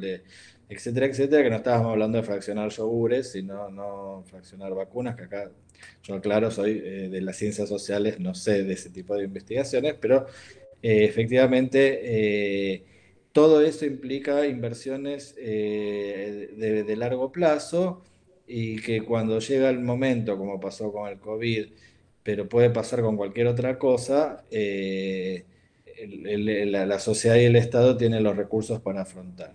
Algunos son previsibles, uno no podía prever el COVID-19, pero podía prever crisis de vacunación de alguna cosa, y bueno, para eso es necesario sostener. Venimos también y acá yo soy, digamos, bastante crítico de todo el mundo. Es decir, no es que veníamos de un sistema de coreano o israelí de ciencia y técnica y el gobierno pasado lo destruyó y ahora estamos renaciendo. Es decir, la deuda de nuestra sociedad y nuestro Estado con el sistema científico es histórica. Lo mismo con otros aspectos de la vida pública. Pero en la ciencia y la técnica siempre había esa frase que es completamente, para mí, no defendible, de que un país pobre no puede darse el lujo de tener ciencia. Es al revés, es decir, hoy en día es impensable cualquier proyecto político que se te ocurra, de la manera que se te ocurra, sin apostar al desarrollo científico y tecnológico. Eso, y en todos los países también, el que se te ocurra, los estados han sido actores centrales de ese desarrollo científico y tecnológico. Entonces, bueno, la ley esta es un piso, un pisito, por así decirlo, pero bienvenido sea porque antes no había ni eso. Es decir, ahora por lo menos podemos empezar a pensar, bueno, ese mínimo para poder seguir trabajando el año que viene. Y repito, no hay investigación que se haga en 2 meses, 6 meses, un año. En general, acá vemos a los colegas. Todos son trabajos de décadas. Esa idea de que a veces uno, la percepción de Twitter de la ciencia y la técnica, esa de en un año, ¿cómo no descubrieron la vacuna? ¿Cómo no? Y no, así no es, lamentablemente. Eso es las películas. Pero bueno, el todo para decirte que lo que vos decís, producción pública de medicamentos o investigación en producción, etcétera, etcétera, son políticas que efectivamente hay que hacerlas, que no son de un día para el otro. Bueno, ustedes en Rosario tienen ejemplos muy, digamos, a la vez pequeños, pero a la vez extremadamente valiosos, y como fue lo de la producción del misoprostol. Y creo que esos son, por ahí va la cosa, ¿no? Eh, Quizás me extendí demasiado, pero quiero insistir en eso de dinero, recursos humanos, que hay que formarlos. La formación tampoco se da de una semana para la otra. Y la previsibilidad. Yo soy en ese sentido hiperconservador. Creo que tener reglas, tener previsibilidad, saber cuánto vas a, con qué recursos, con qué reglas, con qué concursos, con qué fondos vas a contar, es quizás más importante que tener muchos recursos que no sabes si lo vas a seguir teniendo pasado mañana. En el caso de las investigaciones que hacen Horacio o Sergio, necesitas como digo, se te descongela la ladera o se te mueren los ratones y tenés que empezar de nuevo. En el caso de los sociales, si vos estableces lazos de confianza con las poblaciones, los grupos, y decís, ah, bueno, me voy, vengo dentro de 2 años cuando tenga plata, la gente cuando volvés dentro de 2 años te pega una patada con toda razón porque eh, vos estás trabajando con sus vidas, ¿no? Con sus historias. Entonces, bueno, esperemos. Yo creo que ahora hay una voluntad de este gobierno de apostar a eso. Apuesta un poquito, pero apuesta, digamos. Para eso tenemos que ir reclamando. Pero repito, no es una cuestión de este gobierno en particular. Creo que hay una falta todavía histórica en la Argentina de tomarse en serio, como lo ha hecho en otros aspectos con la universidad pública. Es decir, tenemos en ese sentido, a pesar de todas las dificultades, nuestra universidad, que es gratuita, que es de acceso libre, que eso es un gran, no sé, un gran orgullo que tenemos que tener, me parece, como sociedad, porque en otros lados no es así, digamos, y cuando falta, se nota que falta, ¿no? Bien. Gracias. Bueno, gracias Marcela por la invitación. No sé si esto sigue o... Sí, yo quería hacer un comentario, perdón, Sergio. No, Sí. esto que decía Mario, ¿no? Y que hablábamos con Horacio hace no sé si un año atrás, y hablábamos del precio de la carga viral, ¿no? O del reactivo, y la enormidad de precio que paga el Ministerio de Salud, o el Ministerio de Economía, mejor dicho, por productos que podría fácilmente, no sé si fácilmente, digo, uno lo dice así muy al pasar, fabricar en un laboratorio público como el de Chaco, por ejemplo. O que la Agencia Nacional de Laboratorios Públicos no genere y no gestione la fabricación de medicamentos. Ahora en Rosario se va a fabricar, en el laboratorio provincial de Santa Fe, el jarabe pediátrico para VIH, pero justamente ese medicamento ya, digamos, casi muy poca gente lo usa, digamos. Estamos hablando de bajar los costos a un montón de cuestiones para que después pueda alcanzar para otras, ¿no? Y en ese sentido no veo como uña de guitarrero, y perdónme usted que yo sea escéptico, pero más allá ¿no? de la buena predisposición y la buena voluntad, nos siguen pasando un montón de cosas que si no hay mayores decisiones y mayores inversiones y mayores preparaciones, como decías vos, Mario, no, esto no sé cómo lo vamos a seguir padeciendo, lamentablemente, digamos, ¿no? Cuando una alta jefa del Ministerio de Salud nos dice que no se pueden hacer compras conjuntas, que no se pueden abaratar los costos, a mí esto me suena a no querer, digamos, involucrarse con algo, ¿no? Por ahí, como dijo la vicepresidenta, sin ninguna cuestión partidaria. Si te postulás para un trabajo y no ves que no van, no te postules, buscaste otro laburo, digamos, ¿no?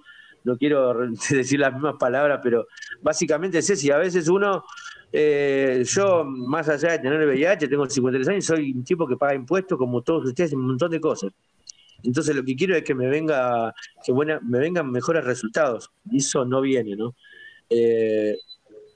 Nada, eso. En la medida, Ángel, agregar un poquito para ir cerrando, en la medida que sigamos apostando, el 70% de la salud de este país es privada, contra el 30% público. Entonces esto de recuperar estas cuestiones básicas, y dejó de ser nacional para ser provincial. Esto significa menos recursos para las provincias, una disparidad y una inequidad de acceso. Las provincias pobres, bueno, ya sabemos lo que son la salud en las provincias pobres, hay menos recursos y es provincial. Entonces me parece que hay que retomar un poco la bandera de nacionalizar la salud y la educación. Ambas dos fueron conquistas que se perdieron en el neoliberalismo del menemismo. Y tiene que haber una decisión política en ese sentido. Recursos hay, el tema es para dónde. El COVID nos demuestra, por ejemplo, la investigación científica se la dieron en un laboratorio privado, Richmond, y tiene transferencia de tecnología con Gamaleya, que es el laboratorio público de Rusia, que le hace transferencia de tecnología, además de darle, no sé, Sergio, cómo se llama el contenido técnico, pero qué oportunidad. Y el mundo, hoy estamos hablando que Messi va a ganar 35 millones de euros más todo, qué sé yo, y en África todavía no se empezó a vacunar contra el COVID. Es una cosa de loco esto. Entonces me parece que, claro, es terrible, es terrible. Y nos quieren meter, y nos meten todo el día Messi, y la gente, y todos embobados por Messi, y por jugar al fútbol muy bien que lo hace, gana millones, cuando esa plata podría estar destinado justamente para las necesidades de los colectivos de nuestro conjunto, porque acá hay gente que se muere de hambre, acá hay gente que se muere porque no accede a los sistemas de salud, y creo que es en ese sentido que nosotros tenemos que empezar esto que esta mesa intenta hacer, es de qué manera cada uno desde su lugar, y cómo nos juntamos, cómo nos seguimos juntando, porque con Mario, con Horacio, con Sergio, bueno, ahora con Gonzalo, con Natalia venimos laburando hace mucho tiempo, y no perder esa perspectiva. Son decisiones políticas y hacer esas incidencias políticas. La salud no puede ser en Argentina un 70% privada y un 30% salud. Y los sistemas que este gobierno pretende plantearse un poco, yo cuestiono, y que se han rebajado, inclusive compañeros como Mario Robert, que planteaba sistemas únicos de salud, y el mismo Goyán, han bajado su discurso, porque están reproduciendo estos sistemas neoliberales, y uno mismo, a veces sin darse cuenta, reproducimos estas lógicas de dominación. Entonces, me parece que la vanguardia, la sociedad civil con VIH sigue planteando un montón de cosas, el tema, y que lo viene planteando desde muchos tiempos, vos sobre todo, la arboristería, las plantas naturales, diferentes sectores de la medicina no tradicional, también como esto un poco que planteaba Gonzalo, la salud colectiva, las diferentes culturas, lo que planteaba Mario, las ciencias sociales en todas sus manifestaciones, el saber no está puesto en un solo lugar, sino cómo empezamos a trabajar y a sentar mesas para poder llevar adelante eso, porque acá hay muchos pobres. Una sola cosa, yo diría, no, nadie tiene las recetas, lo bueno es tener espacios para poder compartir las distintas posturas. Si alguien tuviera la posta y esa posta comprobáramos que funciona tan rápidamente, ya estaríamos todos allí. O sea que nada, me parece que está bueno tener espacios compartidos, multidisciplinarios, plurales, federales, intersectoriales, para ir pensando y construyendo en un marco, por supuesto, de respeto, de escucharse. Y yo en ese sentido soy optimista, en ese sentido, ¿no? La capacidad de que tenemos de escuchar. Bueno, agradezco la invitación. Me tengo que ir a dar una clase. Sí, muchas gracias a todos. Un abrazo grande y Chao. Nos seguimos lo viendo y invitaremos trabajando. próximamente. Chao, gente. Chao, gracias. Chao.